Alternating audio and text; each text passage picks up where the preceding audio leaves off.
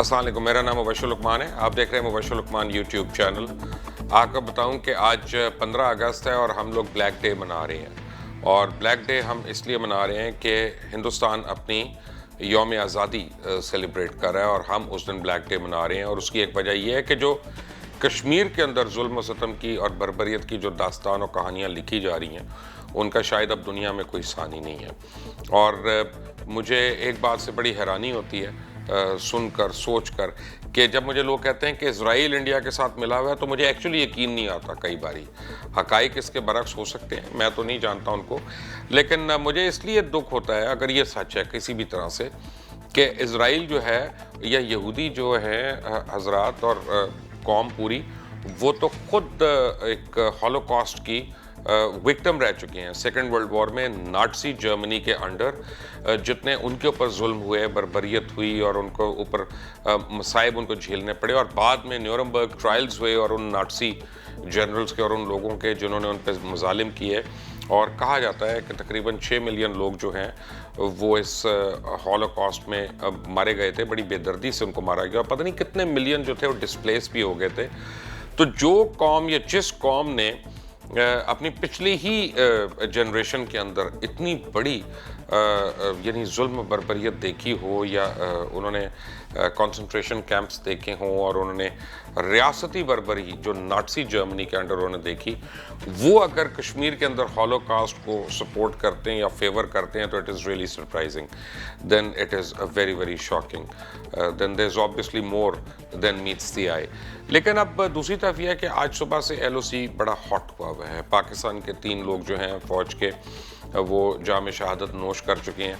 आप और हम अपने घरों में हैं, अपने दफ्तरों में हैं, कोई रेस्टोरेंट्स में है, को कहीं पे है, लेकिन हमारी अफवाज जो हैं वो बॉर्डर्स के ऊपर अपनी जानों का नजराना दे के वो हमारी सेफ्टी को उन्होंने इंश्योर किया हुआ है।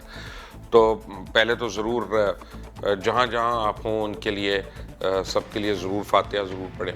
दूसरी बात यह कि हिंदुस्तान के भी 5 लोग उसमें मारे गए, उनकी फ़ौज के 5 लोग मारे गए, उनके कई मोर्चे भी तबाह हो गए। हिंदुस्तान की फोर्सेस को अब मेरा ख्याल है समझ आ जानी चाहिए कि मोदी जो है उनको किस तरह से मरवा रहा है, और उनको जितनी जल्दी समझ आ जाए वो बेहतर है, because they are going to fight a losing battle with every day. 50 साल के बाद पाकिस्तान को अल्लाह ताला ने बहुत बड़ी एक सफारती फतह दी है कि यूनाइटेड नेशंस में कश्मीर के ऊपर जो है अब इजलास हो रहा है। और कश्मीर के ऊपर इजलास होने का मतलब है कि यूनाइटेड नेशंस ने एक्नॉलेज किया है कि there is an issue going on over there, there is a problem going on over there. क्योंकि पूरी दुनिया को अब ये समझ आ गया कि कश्मीर जो है ये 2 न्यूक्लियर मुल्कों के दरमियान एक फ्लैश पॉइंट है, और किसी भी वक्त इन दोनों की इसके ऊपर जंग हो सकती है। और अगर जंग हुई खुदा न खास्ता यहाँ पे, तो वो कन्वेंशनल या लिमिटेड वॉर पे उसका रहना मुमकिन नहीं है। That's not possible. तो इसलिए अब दुनिया को खड़ा होना है, दुनिया को देखना है। आज न्यूयॉर्क में एहतजाज हो रहा था, आज UK में लंदन के अंदर बहुत बड़ा एहतजाज हुआ है इंडियन हाई कमीशन के बाहर, और उसमें बहुत बड़ी तादाद में ना सिर्फ कश्मीरी लोग, ना सिर्फ पाकिस्तानी लोग, बल्कि उसमें सिख कम्युनिटी हमारी जो है और सिख बरादरी जो है वो बहुत शामिल थे। उसमें ब्रिटिश लोग शामिल थे, farmer member of the house of Commons जनाब जॉर्ज गैलोवे वगैरह, ये काफ़ी लोग उसमें शामिल थे। सो आहिस्ता आहिस्ता अल्लाह ताला ने लगता है कश्मीरियों की आवाज़ सुन ली है। हिंदुस्तान के लिए बहुत बड़ा मसला है कि कर्फ्यू कब हटाएं, क्योंकि उनको पता है कर्फ्यू 2 दफ़ा तो टूट चुका है, और जिस दिन उन्होंने कर्फ्यू हटाया उस दिन उस जगह का क्या हाल होता है ये उनको गारंटी नहीं। अब कर्फ्यू अनलिमिटेड तो लगा नहीं सकते, 6 महीने के लिए लगा नहीं सकते, 1 साल के लिए लगा नहीं सकते। वैसे लोगों के घर में खाने को नहीं है, अद्वियात नहीं है, वहाँ पे खाने पीने की अशिया ख़त्म हो गई है, मट्टी का तेल नहीं है, चूल्हे जलाने के लिए एनर्जी उनके पास रिसोर्स नहीं है। तो किस तरह से रसद होगी, किस तरह से क्या होगा, लोग काम क्या करेंगे, लोग कमाएंगे क्या और फिर खाएंगे क्या। So that's a serious issue. लेकिन कश्मीर ने पूरे हिंदुस्तान के अंदर एक साइलेंट अंडर करंट को उसको ट्रिगर कर दिया। और देखिए आज नागालैंड ने बहुत बड़ी बात कर दी, उन्होंने अपना कौमी तराना उन्होंने इशू कर दिया। कौमी तराना इशू करने का मतलब है कि उन्होंने हिंदुस्तान से अलहदगी का اعلان کر دیا اور بغاوت کر دی انہوں نے ریاست ہندوستان کے خلاف، اور اس ساتھ ہی انہوں نے کہہ دیا کہ آنے والے دنوں میں ہم اپنا پاسپورٹ بھی الگ کر رہے ہیں۔ ناگالینڈ نے تو اعلان نہیں کیا، انہوں نے کر دیا جو انہوں نے کرنا تھا۔ تو اس کا مطلب ہے کہ ہندوستان کا ٹکڑا ہو گیا۔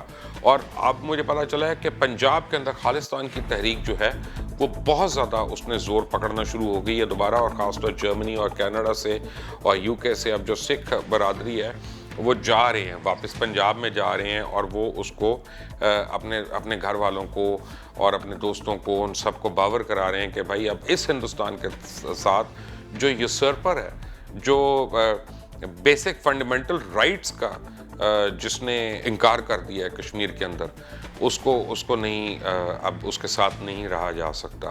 تو ایکچولی مودی نے جو کیا ہے، مودی سرکار نے 370 ابالش کر کے نہ صرف کشمیر کی آزادی کے لیے ایک بہت بڑی اینٹ اس نے لگا دی ہے، لیکن اس نے دیگر ہندوستان کے اندر چلنے والی تحریکوں کو بہت زیادہ تقویت پہنچا دی ہے، کیونکہ اب جہاں جہاں یہ جتھے جاتے ہیں موب لنچنگ ہو رہی ہے۔ جو نان ہندو ملتا ہے، پہلے تو صرف مسلمان کو پکڑ کے پھینٹ دیتے تھے، پھینٹی لگا دیتے تھے، لیکن ڈانگے پکڑ کے کہ یہ کہو جی فلاں کی جے کو اور فلاں کی جے کو۔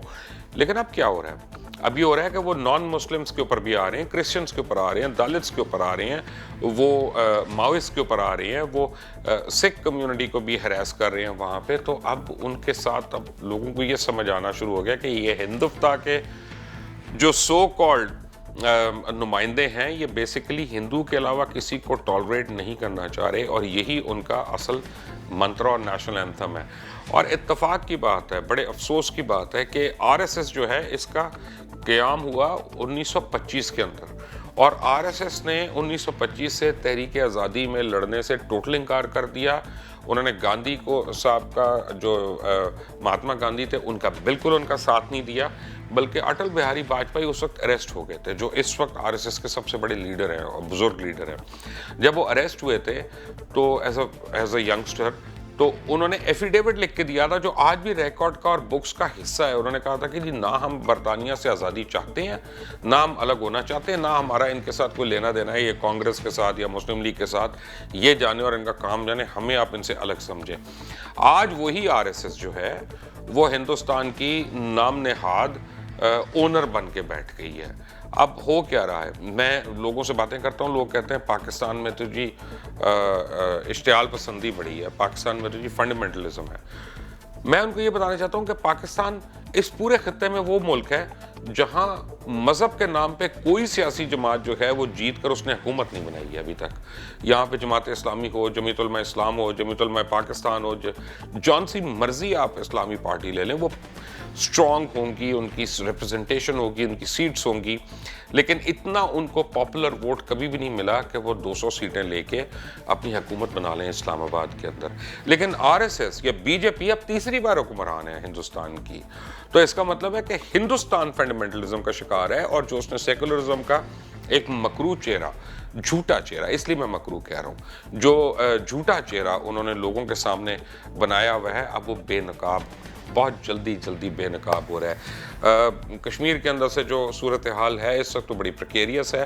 وہاں پہ 12 سال سے کم عمر، اس وقت 100 سے زیادہ بچے جو ہیں وہ عید کے دن سے ان کو اریسٹ کیا ہوا ہے پولیس نے، ان کے پر فائرنگ بھی ہوئی تھی، اور ان کا قصور یہ ہے کہ وہ نکلے تھے جب لوگ کرفیو توڑ کے نکل رہے ہیں تو کہا گیا کہ یہ کرفیو توڑنے والے ہیں، حالانکہ بچہ بیچارہ ویسے ہی گھر سے نکل جاتا ہے، جتنے چھوٹے چھوٹے گھر ہیں آپ کو پتہ ہے، وہ بس سننے والا کوئی نہیں ہے وہاں پہ، سمجھنے والا کوئی نہیں ہے۔